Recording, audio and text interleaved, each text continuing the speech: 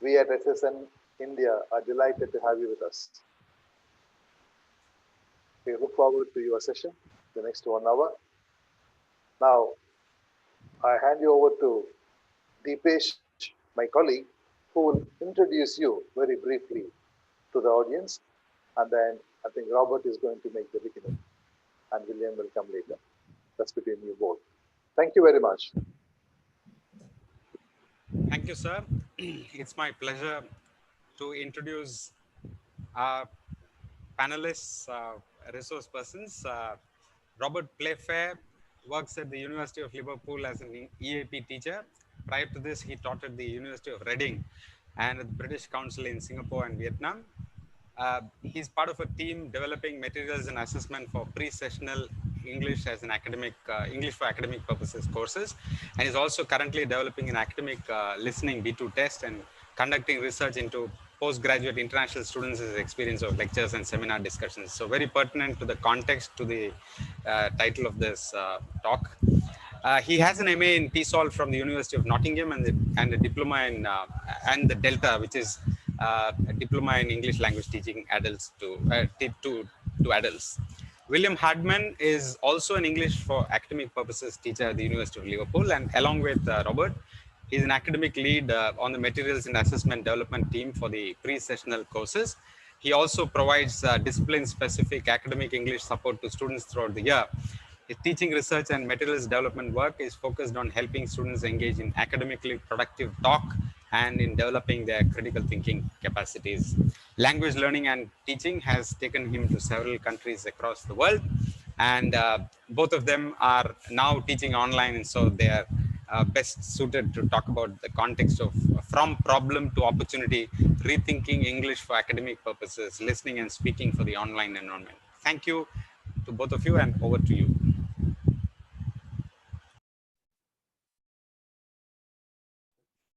Thanks, Deepesh. Can you hear me? Yes. Yeah. Okay. Great. Hello, everyone, from cold and dark Liverpool. Yeah. So my name's Rob Playfair, and I'll be presenting with my colleague Will Hardman. But I'll be starting off the presentation today. It's a great honour to be invited to speak at this conference. We'd like to thank Professor Thiru, Deepesh, and all the Department of English at SSN College of Engineering for giving us this opportunity to talk about how we've responded to the pandemic. And we're really excited to hear your reactions to it. And I think there's going to be time at the end of our talk to discuss some of the points that we mentioned. It's a real shame that we can't be with you in person this year, but we'd love to kind of follow up the conference issues with you. On this slide, can you see the slide, by the way? Yes. Yeah. So on this slide, we've got our contact information, both by email or Twitter accounts as well. So it'd be great to keep in touch and take the discussion forward in the future. So Deepesh has basically introduced us. Just to add that our jobs are kind of, we have a mix of jobs. We teach, that's our kind of part of our job, and the other side is the materials and test development on the pre-sessional courses. And it's that part of our job, the actual development, the test development, material development on these courses that we're going to be kind of focusing on today. As you can see from the slide, from the title, we're going to try to describe how we use the sudden move to online as rather than a kind of annoying problem, but more as a kind of exciting opportunity to try to rethink what we were doing in terms of course design and test design. Okay, so I'm just going to try to move the slide now. I've been having a few technical problems today. Let's see if I can do it.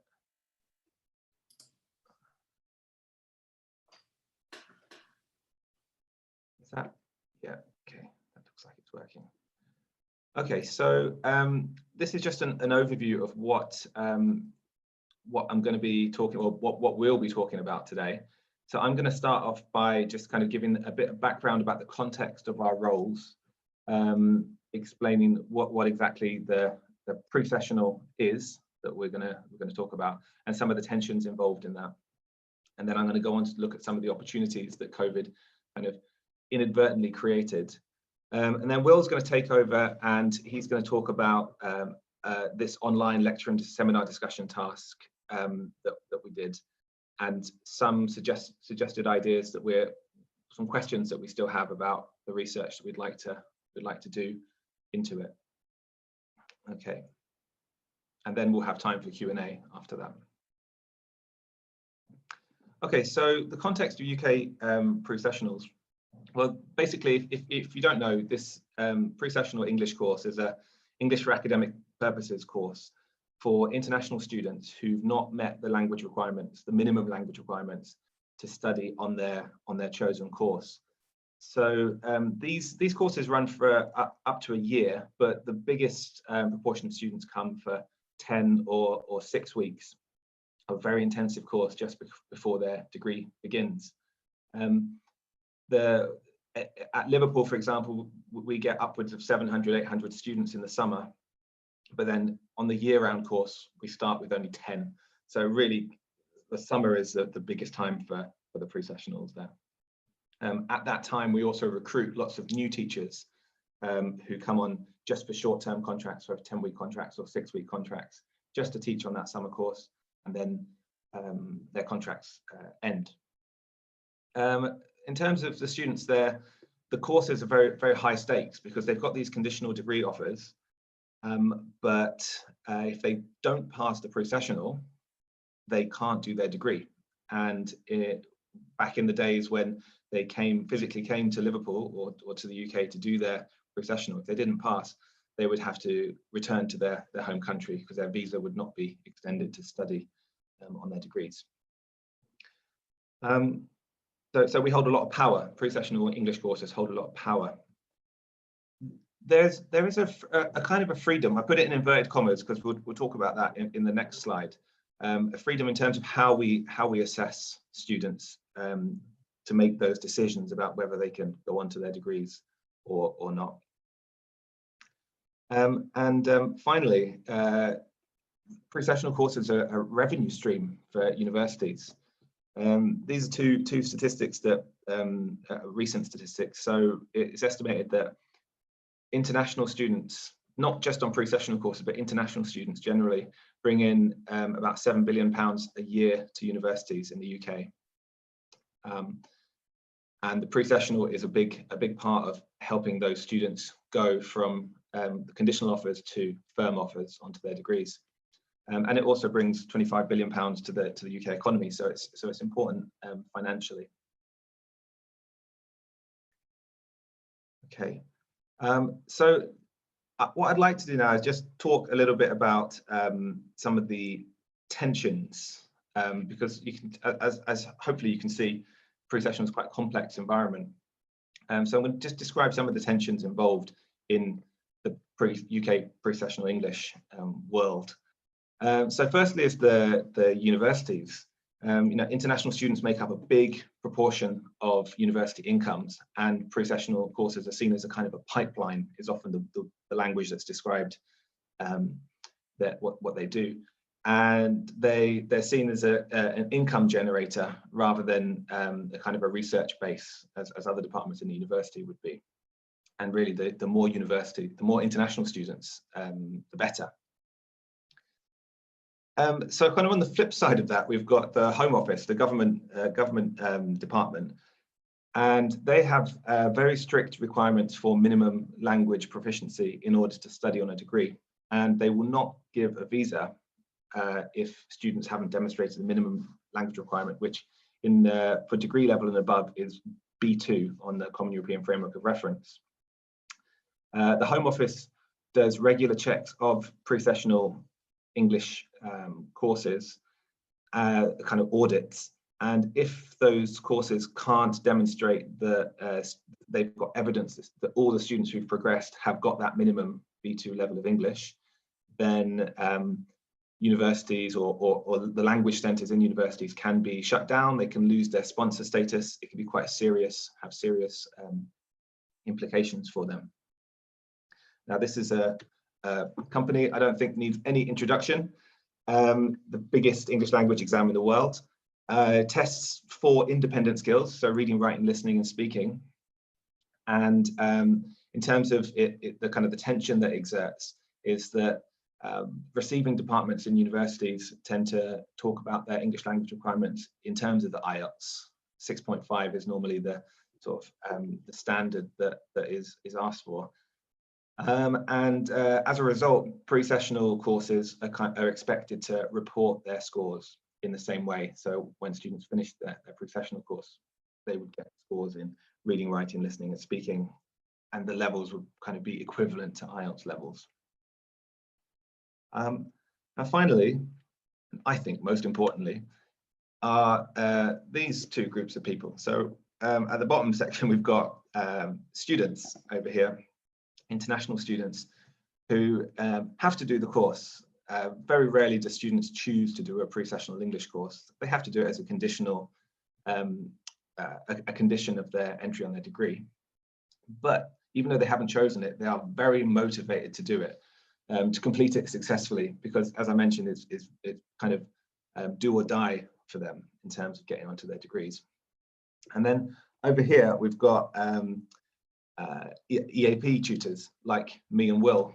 And I think what we bring to it is we're informed by the theory and the research into what English for academic purposes involves. And from that theory, we know that it's something different from IELTS. It's something different from 4 independent skills of reading, writing, listening, and speaking. And what we want to do is we want to prepare students for English for academic purposes, rather than for something akin to IELTS and high stakes language tests.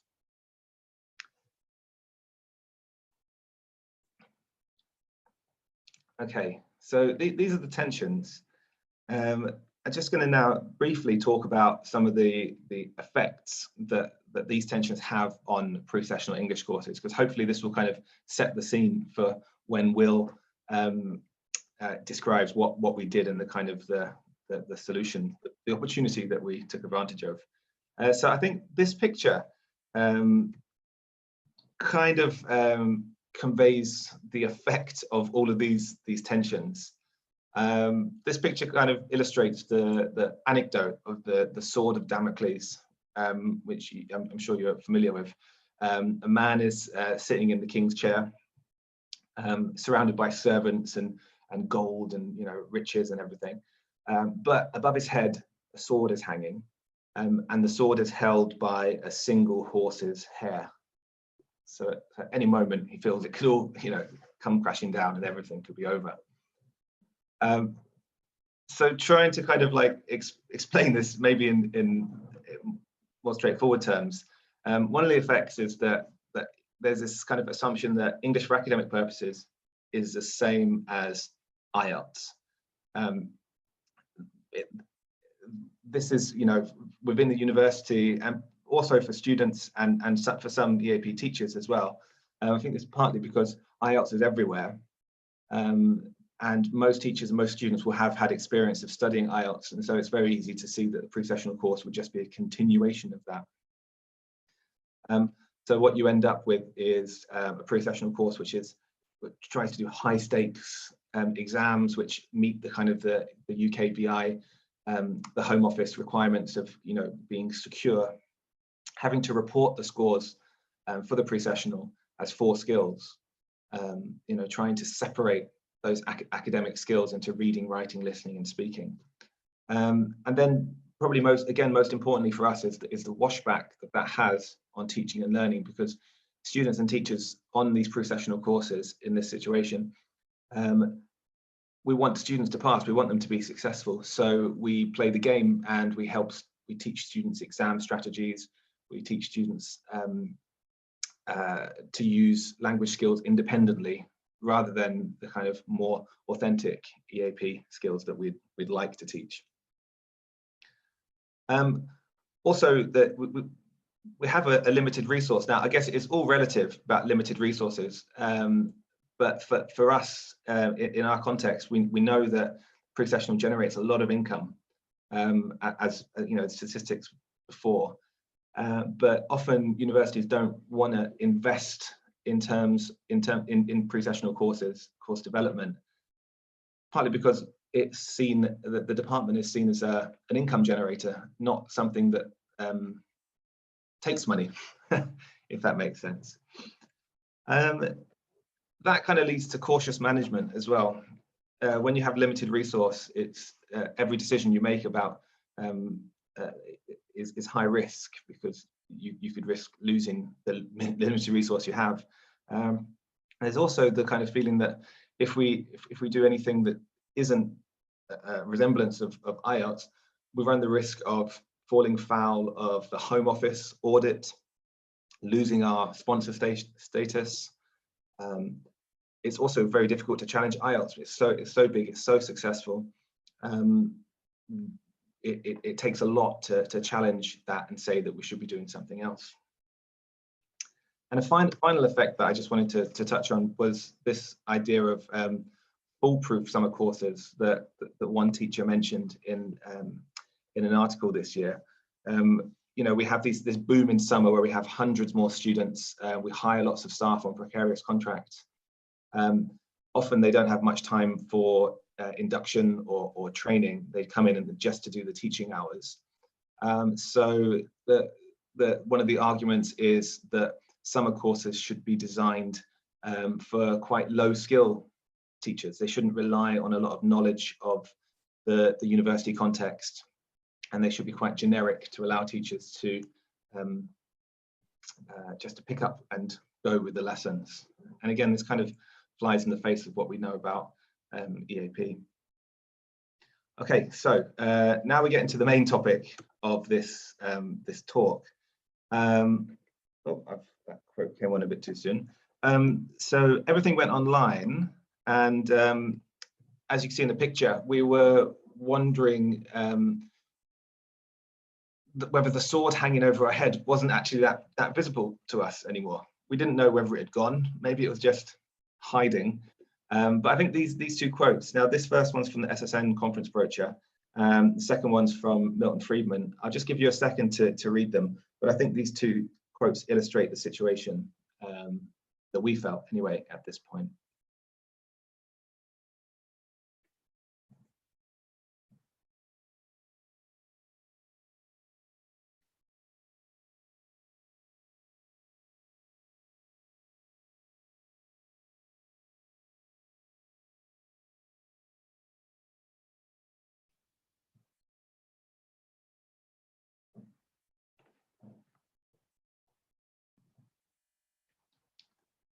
So I just bolted out a few things from the SSN conference brochure.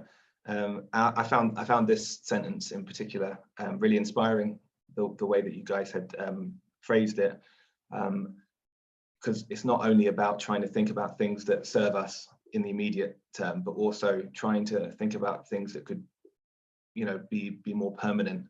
And I hope that when Will talks about what we did, it'll be clear that we think that it is, you know, some of the changes we made should be more permanent.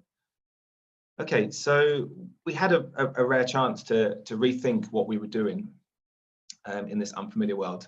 And the situation was basically this. IELTS was suspended worldwide, so there were no more tests. There were some online at-home tests. I think it's called IELTS Indicator, but there's been real security risks with there.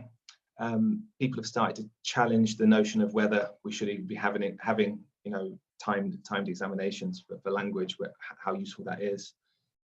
And as a result, also the UK BI and the Home Office, they accepted a wider range of tests and test types for university and pre-sessional study.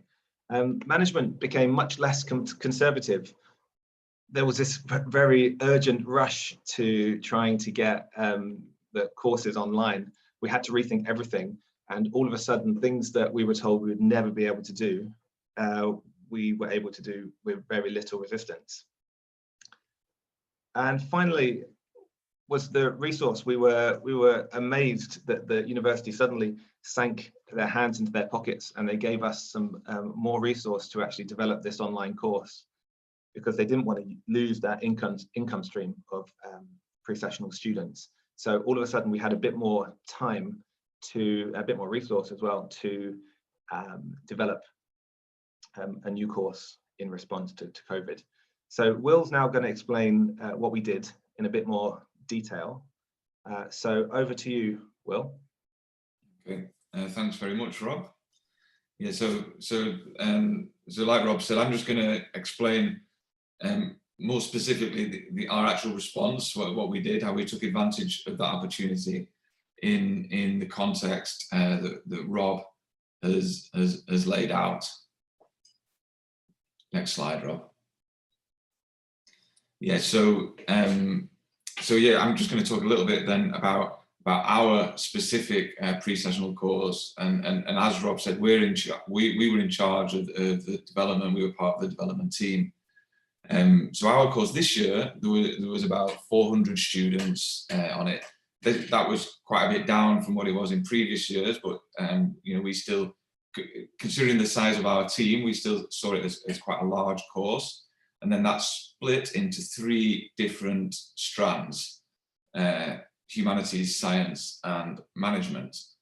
And for each of these different strands, or these kind of specific courses that we have, each one would then have 4 different assessments in the 4 skills.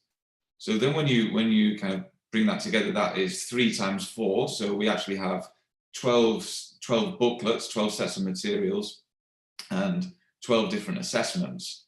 And you know, like in the UK, we started locking down in around March, and we made the decision at the beginning of April that we were going to deliver our summer pre-sessional course online. So that meant, I mean, Rob said we had a bigger resource, but we actually had a team of there was 4 of us working on the pre-sessional. We had 3 months to convert this entire course to an online format ready to teach at the end of June, you know, including the assessments and materials. So it was quite a big task. Okay, next slide, please. So initially, our first thought was, you know, can we just take what we've got and convert it all to an online format? Is that possible? And then, in particular, you know, when we started thinking about it, a lot of problems that emerge, which I'm sure, you know, if you're involved in assessment, you've probably encountered similar problems, particularly with the more passive skills like listening and reading. That created a lot of issues, you know, around test security. So if we gave students a recording, they could potentially listen back. We use a program called Microsoft Teams, which has a fantastic function for captions, which is really accurate. So it's great as a learning tool, but it's not so good if you want to create a secure online test. There was the possibility students could use technology to share their answers, and potential plagiarism issues as well. So it raised a lot of issues around security. Also, as we found, there's quite a big difference in the level of technology students have available to them. And so conducting a listening test when certain students had issues with sound quality, or perhaps their connection could go out, and also the fact that not all students have access to a quiet space, it also made it quite an unfair test. So we were faced with all of these problems, but then we began to think, well, you know, going back to the theme of our talk today, are they problems, or actually are they opportunities? Next slide. So we actually thought, yeah, well, you know, great, this is actually an opportunity for a more authentic course, because, you know, as Rob said before, much of our course is kind of, we end up preparing the students for the tests or the end of the course, and we have difficulty aligning our course with the actual skills that the students are going to be doing when they go on to their degrees at university. So we saw this as an opportunity to come up with a new set of learning outcomes that were more in line with what the students were doing on their degrees. We wanted to create a test that had a really positive effect on their on the teaching and the learning that they were doing. And we also, at the university, we also had a big, we're lucky at Liverpool because we had a lot of online resources available to us, but we hadn't really begun to fully explore them to their full potential as well. So that was another opportunity that we saw. So next slide. And so this kind of got us thinking, this is kind of a little aside really, but we were thinking, well, we started to try and think of different tasks that we could do that were more authentic. And one thing we realized when me and Rob were talking was actually the more authentic, the more realistic a task is, it actually became more difficult to cheat. It became a more secure test. So this is just something we're thinking of, a kind of a cline, a relationship between the authenticity of the task. So as the authenticity increases, so does the security of the task. We've not really tested that out yet. It's just an idea at this stage. Next slide. And so these, like Rob said, we like to base everything that we do on theory, on learning and teaching principles. And so we went to this book by Ian Bruce, and what this does, it sets out a method of course design for an EAP course. And so what Bruce recommends is that rather than basing your learning outcomes around the 4 skills, so the separated view of language, quite an atomistic view of language, he recommends that we base it on textual outcomes. So a textual outcome is basically what the students produce at the end of the course in their assessment. So for example, that could be an essay, an extended essay, could be a textual outcome, or also in the case, what we're going to talk about today, we had a seminar discussion that was based on a lecture. So that was another textual outcome that we had. So we created these textual outcomes that were integrated, holistic assessments, with a holistic view of language. And Bruce also recommends that the learning objectives should be fully aligned. So your assessment and the materials that you do and the teaching should be completely aligned there. So the idea is that you shouldn't assess them on anything that you're not also teaching them on the course as well. And then the learning objectives should be expressed as can-do statements, so what you would like the students to be able to do at the end of the course. And then finally, it's more focused about these on top-down processing rather than bottom-up for an EAP course at this higher level, higher order processes. So, as Rob mentioned, actually, the important thing was to be able to do this, to be able to report our scores as textual outcomes rather than the 4 skills that we had to do previously. Rob had to go to the university examination board, and he had to make a case. And in the context of COVID, he was able to convince them that we could report our scores as these textual outcomes rather than the 4 skills. And that gave us a lot more freedom to do what we really wanted to do. Okay, next slide. So this is the task I'm going to come up to talk about today, because this was a new task that we came up with. We said, okay, it's going to be a lecture, a seminar discussion based on a lecture. So we've got the task there on the right. Just give you a moment to look at it.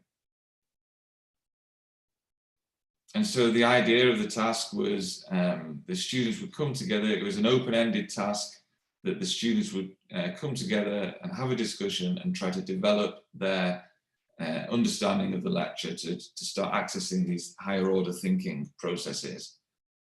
This would be based on a lecture that they would watch asynchronously in their own time. They would watch a total of 8 lectures throughout the course, and these would get progressively longer as the course went on, starting at 15 minutes up to 45 minutes. They would then submit their notes each week. That was something they had to do online as well. They'd submit their notes online. They'd prepare 5 discussable questions about the lecture, and then they would, at the end of the week, this would culminate in an online discussion that we talked about. Okay, next slide. And this really is, this is just showing the process that we went through. This is recommended by Bruce, and it kind of begins with the needs analysis. You then go to the theories of discourse and language learning and assessment, and then eventually this leads you to create the learning outcomes, and finally you come up with the syllabus, choosing the content and the staging. And then I'm just going to show you exactly, specifically what we did. I'm not going to talk about this in detail. This is just for your reference if you want to look at it in more detail. But perhaps the one area I will talk about is the needs analysis, which we based partly on our own knowledge from feedback from previous years, and our knowledge of also working with students throughout the year in the in-sessional courses. But we also use this document here at the bottom of the needs analysis, the Bali Can-Do framework, and that's a really interesting document. So I'm gonna just talk a little bit about that document to show you how we selected our learning outcomes. So this is just an example of the Can-Do framework. So the Can-Do framework is a document created by Bali, which is the British Association of EAP, and they have this document for syllabus and assessment design, and it's basically a list of can-do statements of competencies that it was done by researching, by going to lecturers and asking lecturers what their view was about what they wanted the students to be able to do. And so it collected quite a lot of data from different lecturers, and they were able to formulate this document, a really useful document for our context in syllabus design. And then what me and Rob did, we took our assessment, the lecture and seminar discussion, and we identified all of the listening competencies that were relevant to the lecture, and then also all of the speaking competencies as well. And we went through a process where we refined these. I'm not going to talk about that process. Again, if you want to know more about how we came up with our final learning objectives, then please get in touch. But I'm going to just show you our final document now of the learning objectives that we came up with. So we came up with 8 in total. On the left, you can see the ones that were more involved with participating in the group discussion. And on the right, you can see the ones that are more related to using the source material, which in this case was mainly a lecture, also supplementary texts related to the lecture. And what I've done, I've just highlighted a few bits to highlight that it was an integrated test. So it wasn't isolated, atomized skills, but there was speaking and listening together in the test. So in green, you can see the speaking. So number 1, responding to, building on ideas and responding to the ideas. That's a speaking task. But in order for this to be relevant, you have to have first understood what the other group members have said, and to make it relevant. Again, if you look at number 6, adopting a critical stance, that's a speaking and a thinking skill, but also this had to be based on the kind of things that they'd heard in the lecture, or maybe what their classmates had said as well. So it was an integrated assessment. Okay, next slide. So these again is just an example of our marking criteria. The important point to mention here, going back to that alignment that we talked about between the learning outcomes and the assessment and the materials. So all of the criteria were directly aligned with our learning outcomes. So our learning outcome number 1 was building on ideas, and here our first criteria is building on ideas. So they were directly aligned. And then again, I've just highlighted in blue where the listening skills were included, just to highlight the integrated nature of the test. Okay. So here's an example of our syllabus, just so you can get an idea of, a closer idea of what it actually looked like in practice. So we will begin the week with a self-study assignment they would do over the weekend. So this was done asynchronously, and then they would come back and they would actually have a taught lesson where the teacher would go through whatever that specific skill was. It was always focused on a specific, explicitly taught skill as well, because we were trying to teach the students what it was that they'd be being assessed on at the end of the course. They would then be given a pre-recorded lecture. We created all of our own lectures. We sourced different lectures from the departments at the university. And the students would again watch these in their own time, and they would try to apply the skill that they've been learning earlier on in the week to that lecture. They would then have to upload their notes, and then they would come together to evaluate the notes that they'd taken in the lecture. And this was actually a really good opportunity for online as well, because they were able to share their screens in a way that you wouldn't really be able to do if you were sat around a table. You couldn't really analyze each other's notes in such close detail. So the online format was fantastic for that. Then they would prepare the 5 questions, and all of this at the end of the week would be working towards that recorded discussion that they would do independently. We'd create a meeting for them, and they'd attend that meeting, and they would create a recorded discussion independently. And that was another, really good benefit of the fact that it was online, was that they then had this recorded discussion, and we were able to integrate that into the materials. So I've done that blue arrow there to highlight that every week the students would then listen back to the recording that they made. They would maybe make transcriptions or reflect on the skills that they've been learning. So that was another great benefit of the online nature of the course. Next slide, please.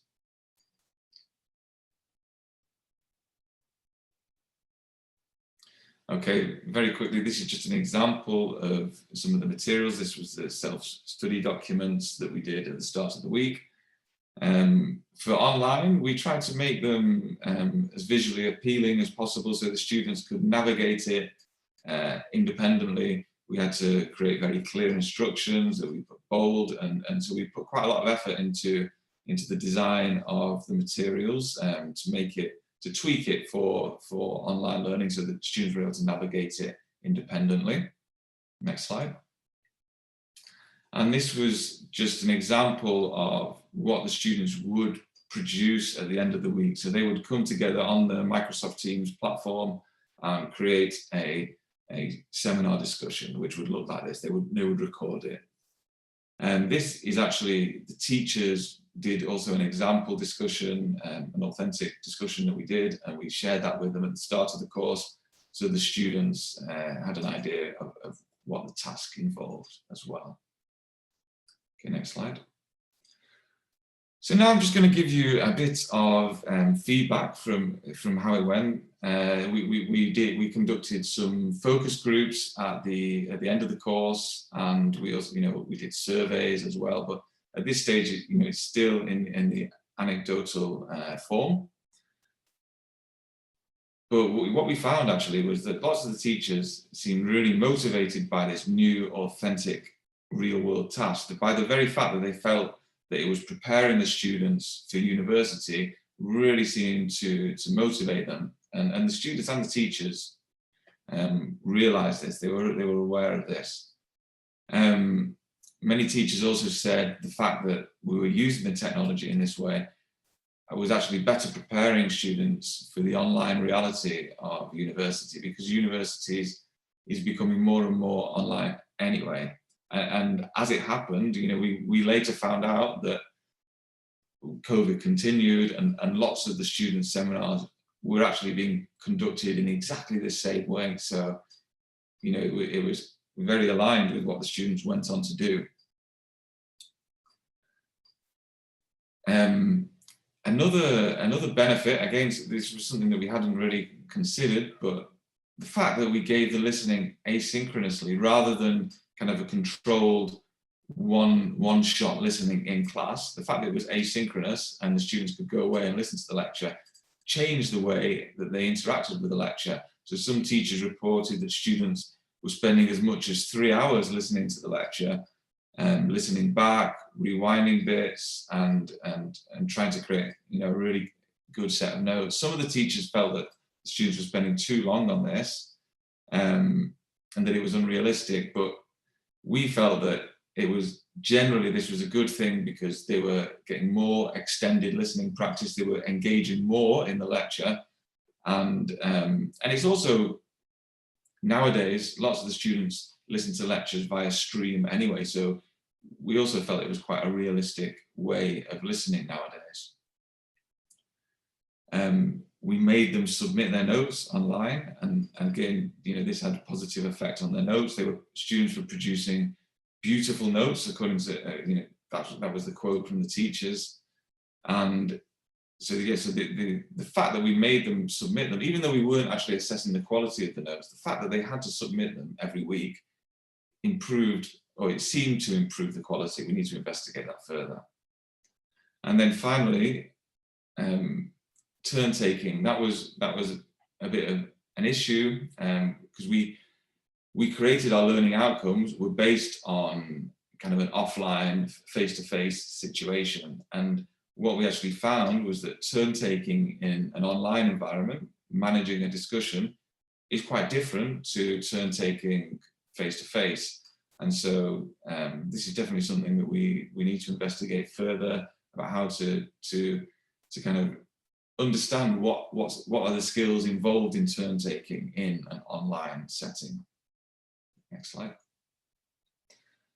But as I said before, I think the biggest benefit of using the online recordings was the fact that it created these recordings that the students have, and this meant that the students could listen back and give really good quality feedback. And I think that we believed it was better quality because they were able to actually listen to the students' discussions in their own time, whereas normally they will be trying to listen to 4 or 5 simultaneous discussions, monitoring in a classroom, and that really is not the same thing. It's very difficult to go around and monitor those different discussions.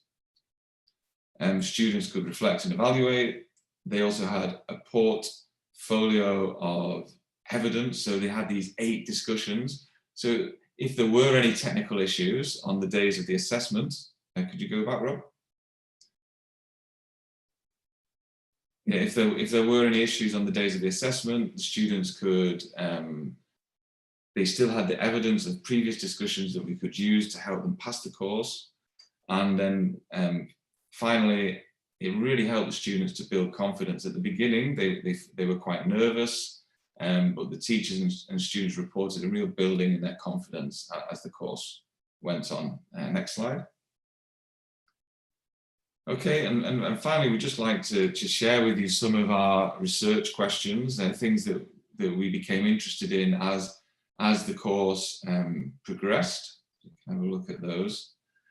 Perhaps the last one is the one that we're working on at the moment. So, does a successful on this score on this task mean that the students are ready to actually go on to university? Because we created our learning outcomes based on this kind of theoretical, or it was based on what tutors across the country said the students needed, but it wasn't actually based on what tutors at Liverpool said the students needed. And it also didn't perhaps fully take into account the online environment. So we'd still like to do more research and hopefully refine our learning outcomes based on this research. And if anyone's got any questions or comments or advice or tips, then we'd really be really happy to hear from you. And yeah, I'd just like to reiterate what Rob said at the beginning. Thank you very much for the opportunity, and thank you everyone for listening to what we did in our example in Liverpool. And Rob and I would be very happy to take any questions. And then this is just our references at the end there.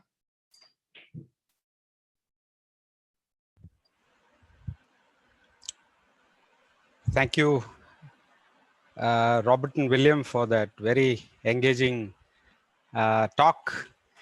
There are a few questions, but I'd like to start off by asking a question myself.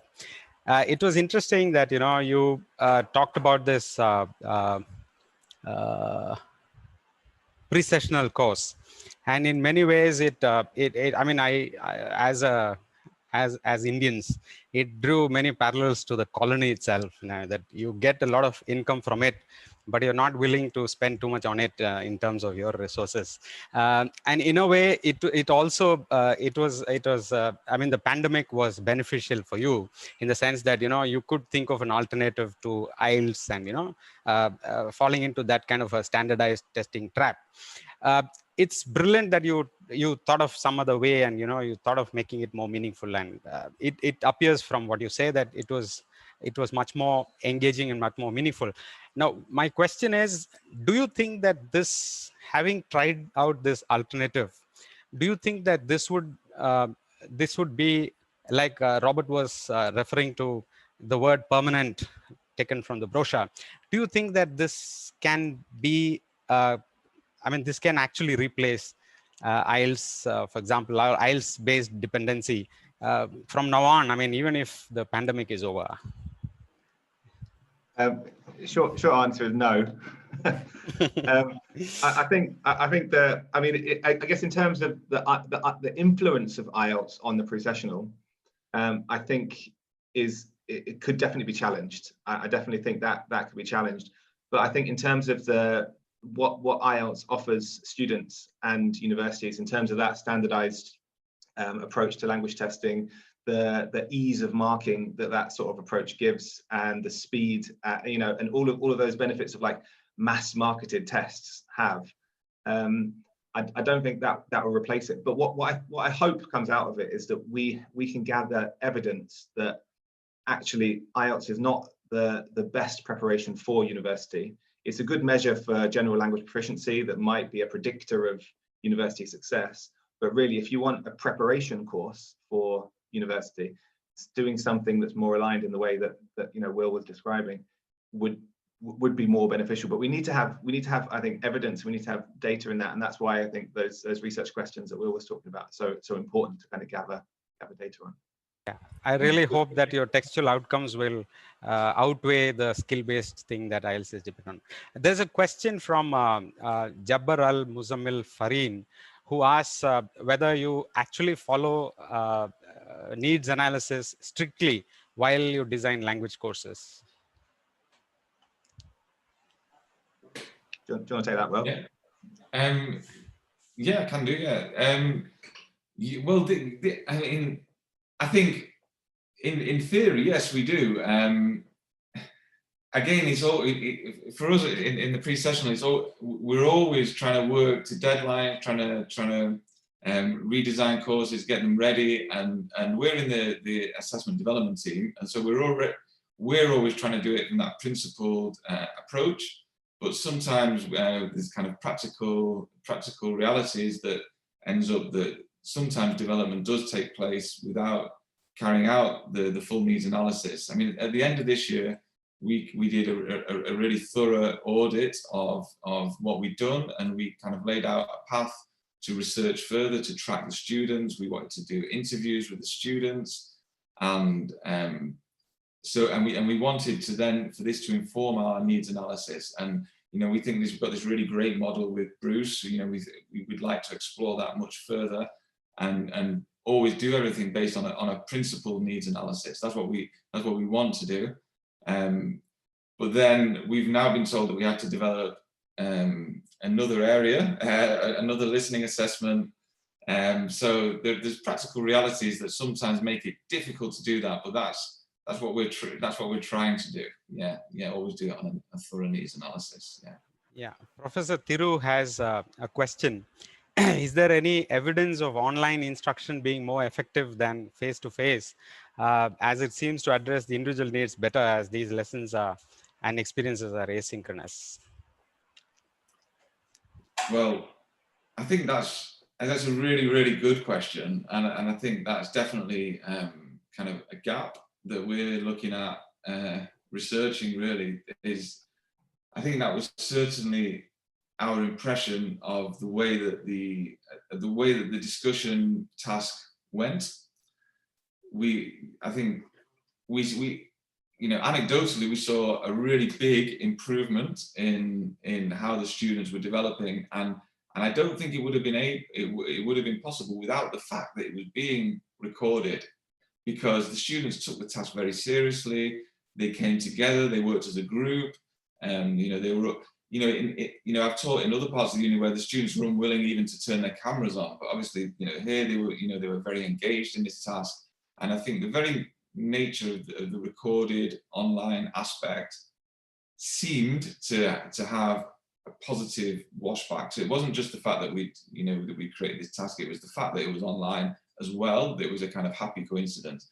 But we'd have to investigate that further and do some more reading around that, and yeah, that's definitely an area for our future research.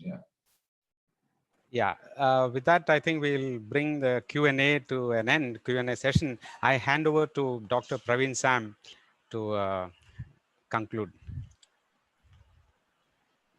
Thank you, Deepesh. So this is Praveen Sam from the Department of English, proposing the vote of thanks. So on behalf of the convener, coordinators, and the organizing committee members, I extend my gratitude and thanks to William Hardman and Robert Playfair from the University of Liverpool for sharing their ideas on pre-sessional English training, preparing students on English for academic purposes, competencies required for speaking and listening, and so on. And I'm sure that the ideas would have benefited our audience. Next, I would like to place on record my thanks to the management, Assistant College of Engineering, for enabling us to organize this conference. Once again, I thank all of you for being present here and making the session happen. Thank you. Yeah, just one last announcement, sorry. We are going to keep this room open in the sense that technically, those of you, the participants who'd like to join, we have a panel discussion among eminent teachers at 1:30 p.m. That is roughly half an hour and a little more than that from now. So we're not going to close this webinar. We're going to keep this open. So you can keep it on, mute yourself, and then have your lunch and come back for a session at 1:30. Thank you. Thank you, Rob and William. Thank you. Thanks very much for having us. It was really nice to chat with you guys. Thank you very much, Rob and Will. Look forward